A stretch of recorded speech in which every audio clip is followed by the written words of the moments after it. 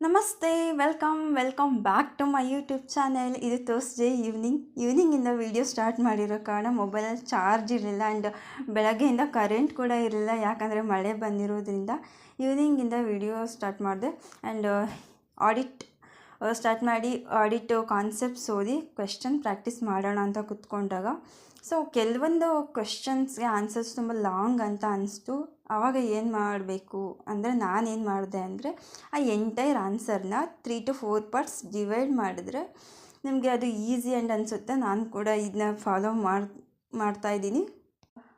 ಸಾಕಷ್ಟು ಜನ ಹಬ್ಬ ಮುಗಿದ್ರೂ ಕೂಡ ಇನ್ನೂ ಪಟಾಕಿ ಹೊಡಿತಾ ಇದ್ದಾರೆ. ಹೊಡೀರಿ, ಬಟ್ ಪಟಾಕಿಯಿಂದ ಸ್ವಲ್ಪ ದೂರನೇ ಇರಿ. 2 ನಿಮಿಷದ ಖುಷಿಗೋಸ್ಕರ ಜೀವನನೇ ಕತ್ಲು ಮಾಡ್ಕೊಳೋದು ಎಷ್ಟು ಸರಿ ಅಲ್ವಾ?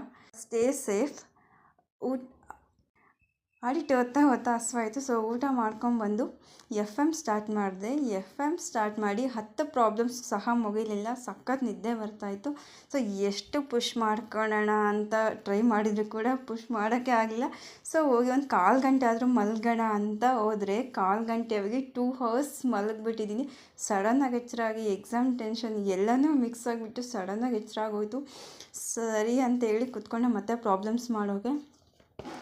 ಪ್ರಾಬ್ಲಮ್ಸ್ ನನ್ನ ಟಾರ್ಗೆಟ್ಸ್ ಇನ್ನೂ ಫುಲ್ ಕಂಪ್ಲೀಟ್ ಆಗಲಿಲ್ಲ, ಬಟ್ ಒಂದು 80% ಕಂಪ್ಲೀಟ್ ಆಯಿತು. ಅಲ್ಲಿಗೆ ನನಗೆ ಸಖತ್ ಟೈರ್ಡ್ ಅಂತ ಅನಿಸ್ತಾಯಿತ್ತು. ಬಿಕಾಸ್ ಒಂದೇ ಸಬ್ಜೆಕ್ಟ್ ಮಾಡೋದ್ರಿಂದ ಬೋರ್ ಆಯಿತು ಅಂದ್ಕೊತೀನಿ. ಆ್ಯಂಡ್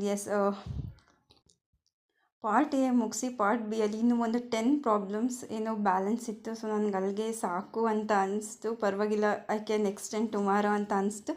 ಅಲ್ಲಿಗೆ ಅದನ್ನ ಸ್ಟಾಪ್ ಮಾಡಿ ನಾನು ಇವತ್ತಿಂದು ಒಂದು ಟಾಪಿಕ್ ಏನು ಅಂದರೆ ಕಾಲು ಕತ್ತರಿಸಿದರು 3,500 ಮೈಲಿ ಓಡಿದವರು.